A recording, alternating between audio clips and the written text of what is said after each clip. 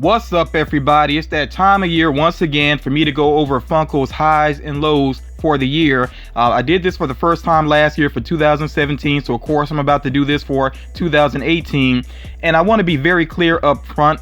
I know that already there are some people that agree with some of the things that I'm about to say, but when it comes down to it, these are just my opinions. I'm not trying to represent anybody else, not trying to represent the community at large or any individuals. No, these are just my opinions. And of course, I'm aware that some people may agree, disagree with some of the things that I'm going to say. And of course, that's what the comments are for. You can feel free to express yourself. And of course, you respect my opinion, I will respect yours. I don't expect everybody to agree with all the things I'm about to say.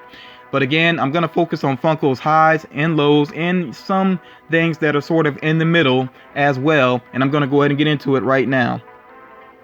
So for starters here, this is one that still bugs me, to be honest, because when I would go out hunting, regardless of which direction I went in, Toys R Us would usually be one of my stops. And a lot of times it would be the first stop that I would make. So yeah, the loss of Toys R Us is still it impacts me definitely. It's changed up the way that I go hunting, and yeah, and there's times even when I go out hunting, I almost forget that that Toys R Us is closed. I'm almost headed in that direction, and I'm like, oh yeah, it's not there anymore. So that's disappointing.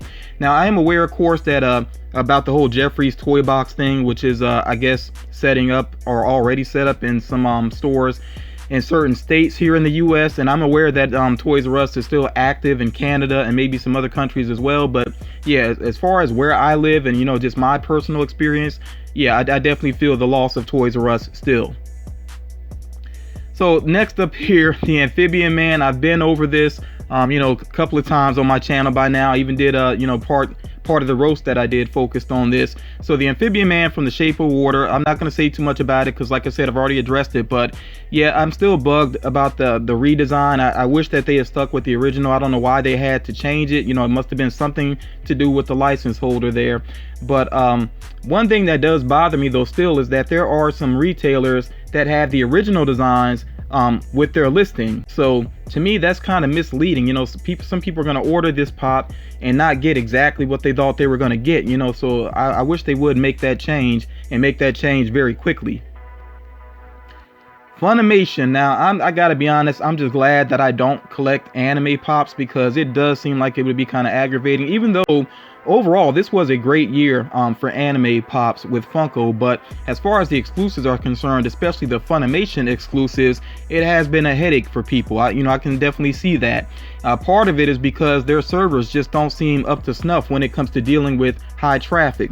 And then also I think there has been some poor communication from that company as well. For example, they really didn't give much heads up on the Flock Beerus, and I think that may have been intentional to try to keep down a whole bunch of traffic to the site. But it's unfortunate because it gave some people like no chance at all to even try to go for it. And then there are some people that still have not received the Flock Beerus yet because Funimation oversold, and they are still going to make sure they take care of that. They still will ship it out, but some people are still waiting on the pop, which is unfortunate. So moving forward into the next year, 2019, I really hope that Funimation will do a better job with their website, especially when they have exclusives.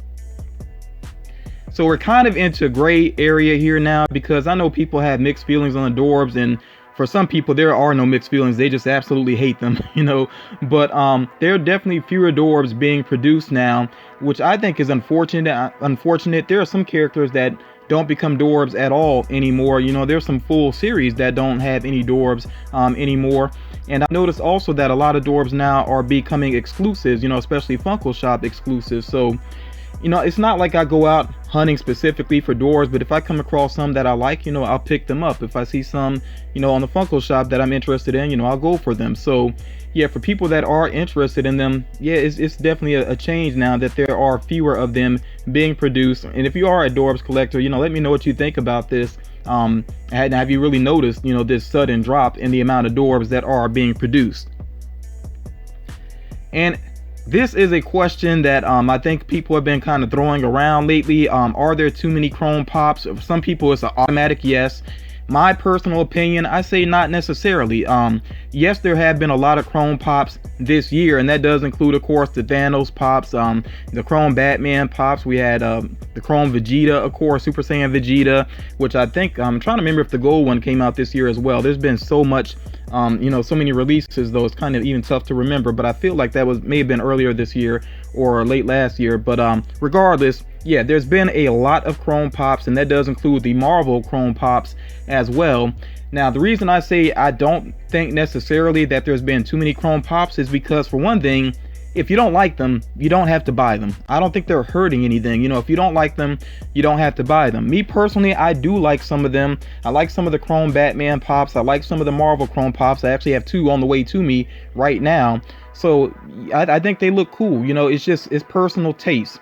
And something I really wish people would keep in mind is that, just because you don't like something doesn't mean that it shouldn't exist. It's not hurting anything. You just don't have, you don't have to buy it. That's the way that I look at it. So I do feel like it's kind of selfish to say, I don't like that. I don't know why Funko is making it. Well, they're making it because some people are interested, So again, it's just personal taste. That's simply what it comes down to, in my opinion.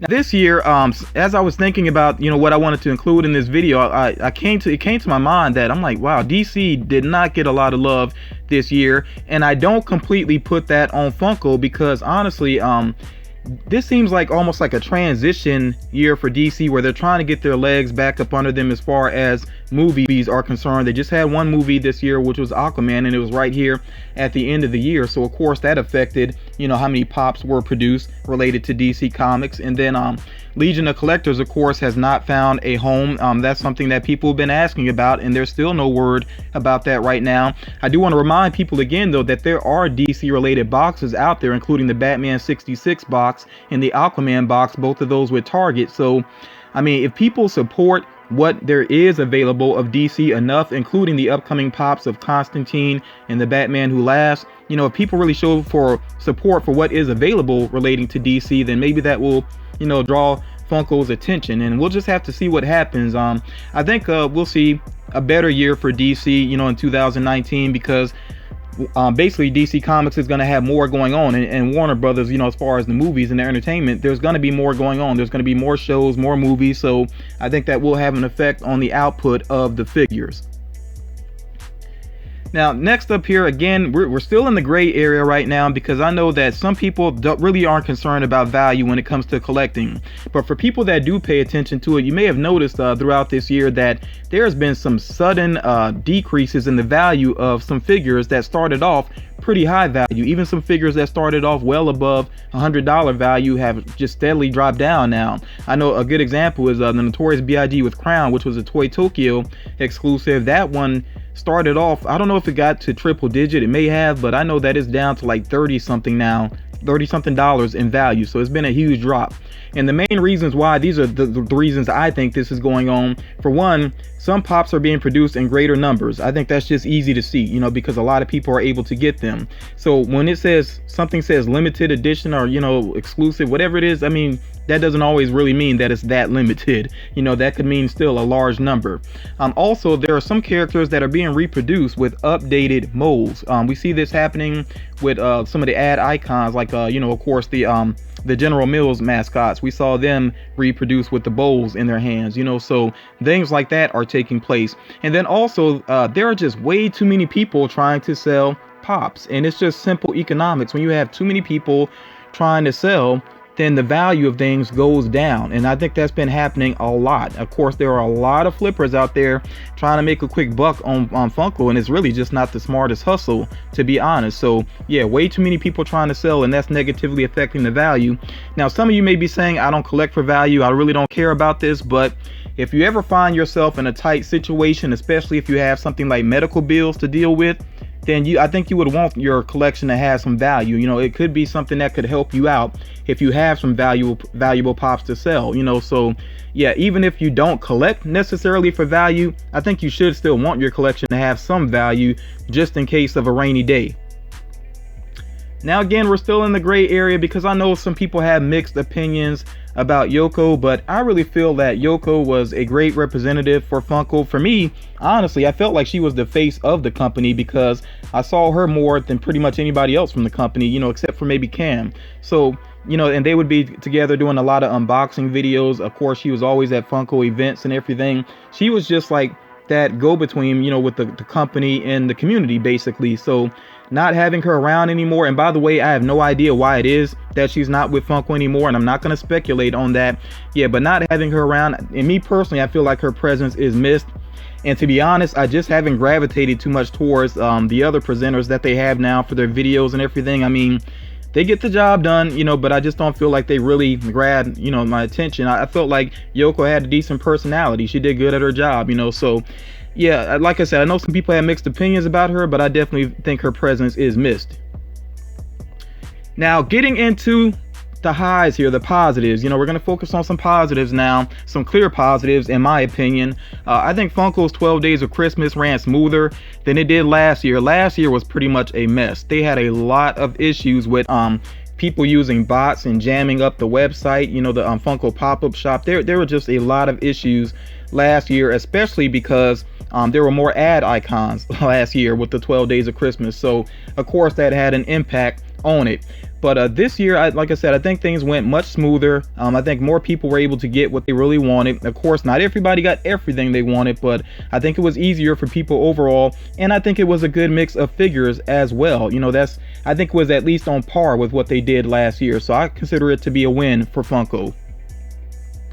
And then Funko's Fun Days, they live streamed it for the first time. And for it being their first live stream, I was pretty impressed. There was like no technical hiccups. Things ran pretty smoothly overall. There were times when you could tell that the presenters were just trying to kill time while things got together on stage, or like if prizes were being handed out, whatever. There was those little awkward moments at times, but overall they did a great job with it. I was pretty happy to check it out. And then of course they had the opportunity for people to purchase the locker box that had the 3 Freddy Funko Pops in it. So that was a great opportunity. It made people really feel involved. It was great for the collecting community, in my opinion. I don't know if they intend to do that again, but I really hope that they do it. And then the documentary Making Fun. When I first heard about it, I really had no idea if this was going to be like a highly polished documentary, or if it was going to be something that was kind of quickly done, very indie style, whatever it may be. But it was a pretty impressive documentary, in my opinion. I think it did a great job of giving us the history of the company and sharing what's going on right now with the company and some ideas about where they are headed. It was pretty well done. And I also think that, of course, it gave a lot of light to celebrities, but I think there was enough representation from just average collectors in there as well. So overall, I think it's a pretty good documentary, and if you have not checked it out, definitely make sure that you do so. And it should still be on Netflix. I'm not 100% sure, but regardless, if you get the opportunity to check out the documentary, and if you're a big fan of Funko, then definitely make sure that you give it a watch.